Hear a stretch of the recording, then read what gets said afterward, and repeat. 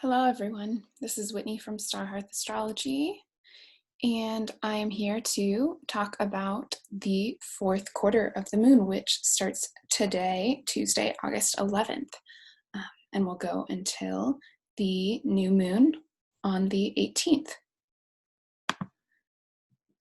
So let's jump right into it. As you guys know by now, we're in the fourth quarter of the lunar cycle, which is the quarter where things wind down towards the new moon. So the energy is waning, it's falling. You can have problems with fatigue. And generally, this is the quarter to kind of wrap things up and kind of get back and center before we start a new lunar month on the Leo new moon, which happens on August 18th. So I like to review kind of the big things that happen in the third quarter, just so that we know where we're finding ourselves at the beginning of the fourth quarter. So we had Mercury opposing Saturn, and remember that was the last of the big three that all of the planets have to contend with as they move through the ends of cardinal signs. So Mercury at the end of Cancer opposed Saturn on the 3rd. And then we had Mars square to Jupiter on the 4th. So Mars is entering these series of squares. So first Jupiter, then Pluto, then Saturn. So we had the Mars square to Jupiter, and the explosion in Beirut happened then. So we have this kind of incendiary energy made worse or exacerbated by a corrupt government, and Jupiter not working as it should, not being the supportive leader in Capricorn, but highlighting that corruption. And then that government stepped down, creating even more chaos. Then we had Mercury enter Leo, which is a big shift because Mercury has been in Cancer. It had its retrograde there. So Mercury was in Cancer for 2 months. And this is a planet that can spend as little as 2.5 weeks in a sign. So that was a long time for Mercury to be in Cancer. It's finally in Leo. So going from a water sign to a fire sign, our voice is returning.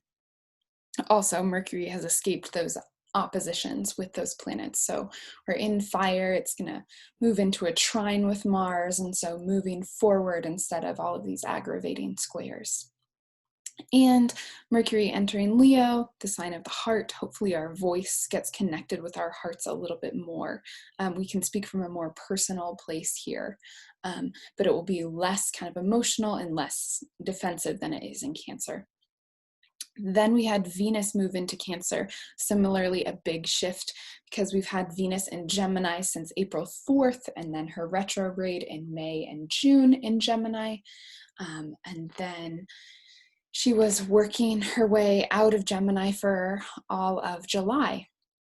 So we've got Venus into Cancer, similarly, right? This is a planet that spends about 5 weeks in a sign, and we had her in Gemini for 4 months. So we're shifting into Cancer. I wonder if we will see some more lockdowns, but people kind of being more okay with lockdowns. Venus in Gemini is very social, very kind of buzzing. And Venus in Cancer is a little bit happier to be tied to the hearth and staying at home and connecting with family. So, yeah, we'll see. It could also just be pretty insular in terms of identifying with the different political groups that we identify with, and really just really staying within our tribe and not having a lot of love for those outside of our perceived tribe. So watching out for that a little bit. The first part while she's in Cancer should be nice and cozy. And then, she will go into oppositions with Jupiter, Pluto, and Saturn as she gets towards the end. But that's going to be towards the end of August.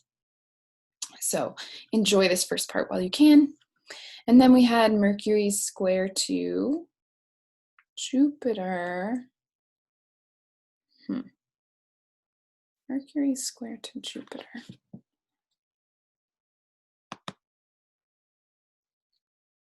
I'm not sure what that was about. that has got to be Mercury square to Uranus. My bad.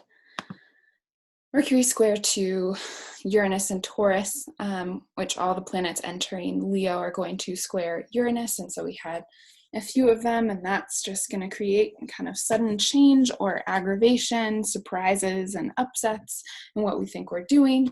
The fixed signs struggle more with squares because they are fixed and they don't, they're going to struggle with squares and feeling like they're kind of locking horns to make change happen, but also with Uranus, sudden change and not being able to really rely on things as they appear to be at the outset is difficult. So there might be a little bit of that, these not very graceful switching of gears. I think, with schools reopening, we will see that and shifts with that and tangles with that. Okay, so today, first thing mid-morning, we had the moon in Taurus trining Jupiter in Capricorn. So we're starting out with this really nice moon in Taurus. The moon in Taurus is exalted. It's very concerned with creature comforts, with us being comfortable and cozy, and it is an earth sign, so it can work with all of this Capricorn energy in kind of practical, grounded ways, and not quite have the push forwards that it would have in Aries. So then we had the moon square to the sun, which is our entrance into the fourth quarter. So that started at 10:44 a.m. Mountain Time. You can just adjust these times for whatever your time zone is. And then at 12:30, we had the moon sextile to Neptune, which kind of brings us gently into the afternoon, but maybe not super focused. This is more of like just not really pushing so far this afternoon. Maybe you overate at lunch and there's a little bit of a siesta feel. And that's what we got. Then this evening, we have the moon trine to Pluto in Capricorn. So that moon could just feel a little bit of fear. I know I can kind of feel it. Feel that aspect building. There's fires near my hometown in Colorado, and we just had a fire break out near where I live now in Idaho. So feeling these kind of flames encroaching on special places and that Plutonian kind of panic rising. Got a little bit of that, and there's plenty of other reasons why, triggers for that in everyone's lives right now. Wednesday, we've got, while we're all sleeping, the moon in Taurus trine Saturn, grounded if you're awake by then, but the 7:45 a.m. shift of the moon into Gemini could probably wipe your slate clean of that, so you wouldn't really be in that. You'll probably feel that transit more in the evening of late Tuesday evening than on Wednesday. So we have the moon enter Gemini from Taurus. It gets more cerebral, it gets more social, it gets more verbal, it kind of buzzes, it can be a little bit neurotic. We've got energy falling, so hopefully that's not too hard. But these few days might have the feel of, when you're really tired, but you drink caffeine a little bit too late in the day, and so you can't fall asleep. That's kind of the moon in Gemini, even in this waning part of the cycle. Then on Thursday, right, late at night, we've got that Mars square to Pluto. I'm actually glad this happens late at night. I'm sure we'll see it in the news. This could be a very, very volatile transit. And so it's kind of nice that it happens in the middle of the night. This is one of the main transits of this week and pretty characteristic. Again, we'll see all of these squares repeat themselves as Mars goes retrograde back through all of them. So it's a long story that we've got going with these. And so I would just keep an eye on themes that come up. And with Mars and Pluto, we've got kind of the warrior dealing with issues of power and abuses of power. So we can kind of keep our eyes out for that and make sure that we're not doing that in our personal lives. Then the day is pretty blank, building with this moon in Gemini, sextile to Mercury and Leo. That's a great time to have a Zoom call with people that you want to catch up with. It's very verbal, it's very bubbly, kind of fun. Maybe drink some Prosecco while you're doing it. And then the moon square to Neptune and Pisces. So the details are just going to drift away later at night. It's a really sweet aspect to be going to sleep to. Although you might be resisting sleep a little bit with that square aspect. Then Friday, we have the moon in Gemini, sextile to the sun in Leo. So the moon and the sun kind of get on the same page a little bit in Leo and Gemini, which is very kind of playful and joyful, those two signs. Kind of picture them as like a bunch of little kids trying to put on a play. It's just, I don't know, kind of sweet. Probably hard to use that aspect though, except for that we don't get another one until the evening. So so we could feel that earlier in the day. And then we've got the moon sextile to Mars and Aries before the moon enters Cancer. So it makes that final sextile later in the day, and then it enters Cancer.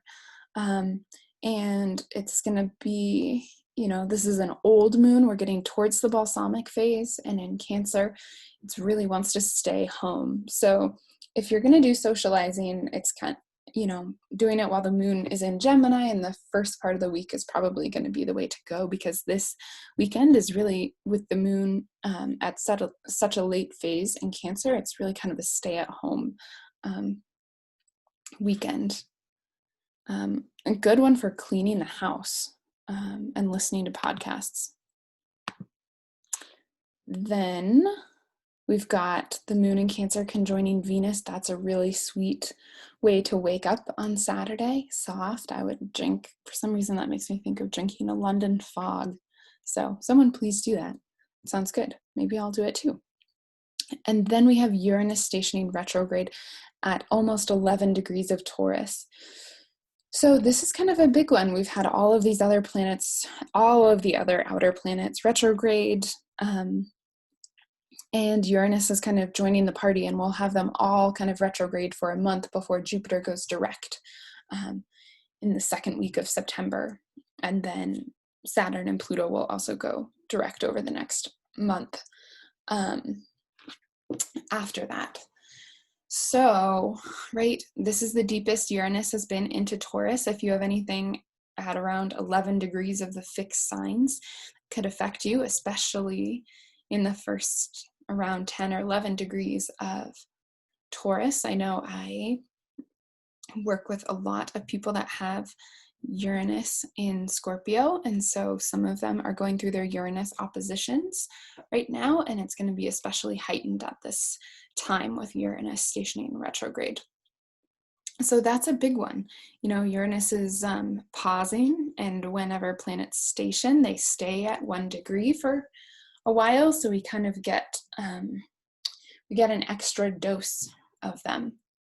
So there can be some Uranian things that get triggered. And then Uranus, when it works backwards, is going to be going over things again and seeing how we've done, and kind of being more flexible in these degrees of Taurus. I think it's fun to mix things up, but I also have a heavily mutable chart, so that's part of it. And then right after that, the moon enters the balsamic or waning crescent phase. So this is the sleepiest part. And so we've got a sleepy weekend of a Cancer moon that's balsamic, really feeling pulled inward. Cancer is a great place to kind of explore your emotions before the Leo new moon on Tuesday. Really brings us out of it. And then we have in the afternoon, the moon sextiles Uranus. So that's kind of nice. The moon is checking in with that newly stationed Uranus. And so we might, feel the effects of that immediately, because sometimes we don't feel things until the moon, our daily life, kind of comes in to check in with whichever planet has made an aspect or ingressed into a new sign, but we get it right away. Then Sunday is filled with transits. So we've got the moon in Cancer opposing Jupiter. Then it's trining Neptune in Pisces. So that's our kind of Jupiter Pisces thing that we have going on. Remember, Jupiter is the ruler of Pisces. And so we have the moon kind of dealing with kind of two things that are affected by Jupiter's place in Capricorn, where it struggles a little bit. I mean, looking at what time that's happening, that looks to me like having a little bit of emotional dreams probably, and maybe some negative emotions, but shouldn't have too much of an effect on the day, because then right as we're getting up or getting to work or whatever your schedule is, the sun in Leo trining Mars in Aries, this is a really kind of empowered transit, and one of my favorite for this month, because we've got a very powerful sun in a fire sign in rulership, trining Mars in rulership in Aries. And there's a really, like, a lot of motivation right here, but it might be the motivation to start dreaming something. It might be getting really inspired rather than necessarily taking a lot of action, just because we are so late in the moon phase. Then we've got our moon opposes Pluto. Here's our Sunday scaries. They happen at 11:23 a.m. Where we check in with an emotional moon and the problems of all of our systems of power. And then we've got the moon square to Mars, the moon feeling afraid, the Mars wanting action. And so a little bit of frustration heading into the afternoon, and then overwhelm, right, almost at 6 p.m. with the moon's opposition to Saturn, and feeling like there's too much work in the days ahead, probably feeling too tired for all of the work. And then if you're staying up till 11:30, 11:40, we've got Mercury trine to Mars, so really activating the mind and the body. So that's, it's good for making a plan. With all of that fire, it might be too ambitious of a plan, but that's fine to start the week with. Probably won't have the energy until we get later in the week, and we've got a waxing crescent. And then we've got the moon entering Leo. So moon dries off in Leo, is in a warmer, more charismatic, more heart-centered space. Getting ready for the new moon that happens towards the end of Leo, that happens on Tuesday. Monday, fairly simple. We've got Mercury conjoining the sun, so this is called a cazimi. We've got Mercury, the mind, and our ability to speak, together with the sun. Mercury is on the far side of the sun, so at midpoints between its retrogrades, which I can't even believe we're already there. Felt like it was just Mercury retrograde. And so this is a really great time, especially while they're in Leo, to kind of connect with the messages that our heart has for us, and we can really gain some kind of clarity around that. As we're working in, we're going to have another Mercury retrograde in the beginning of October in Scorpio. So here's our midpoint, where we have that clarity, and we kind of have our Mercury that is maturing towards this, from the kind of curious student adolescent into the old wise man Mercury. And this is the midpoint where it connects with our highest self. Then at 6 p.m. we have the moon square to our newly retrograde Uranus.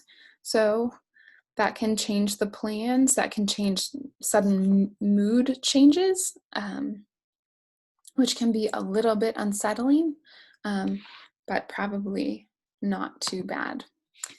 Then Tuesday, August 18th, we've got Venus in Cancer sextile to Uranus and Taurus, so that's kind of sweet. Settling in, Venus rules Taurus. So I think it's just really making sure that we have what we need. Are we integrating and how are we thinking about what we need, and maybe it surprises us what we need to feel safe or to feel connected in Cancer. And then we have the moon trine Mars in Aries right as we're waking up. That's really nice. That gives you a little bit of an oomph to get through the rest of the day with some of that fire power. And then we've got the new moon at almost 27 degrees of Leo that happens in the evening. And I will do a video about this Leo new moon and some of the themes that I think are there. I think this new moon offers kind of mixed blessings, but we'll get into that with my Leo new moon video, which hopefully will come out in the next few days, but we'll see. It's hard to make these things happen with a baby.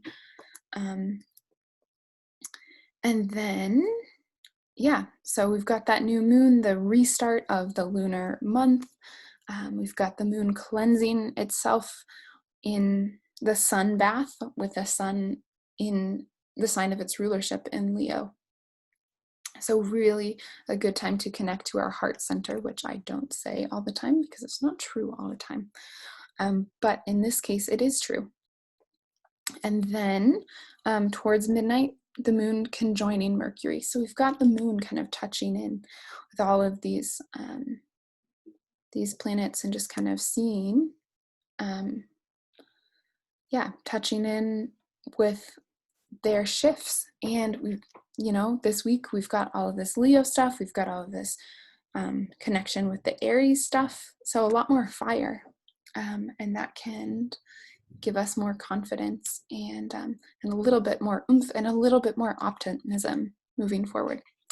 So that's what we got. I'll be back next Tuesday with your week ahead. Thank you for listening. Hit subscribe, leave me comments, let me know how I'm doing. If there's something you'd like to see more of or less of, I'm totally open to feedback. And I will have that new moon video up within the week. Okay, happy fourth quarter.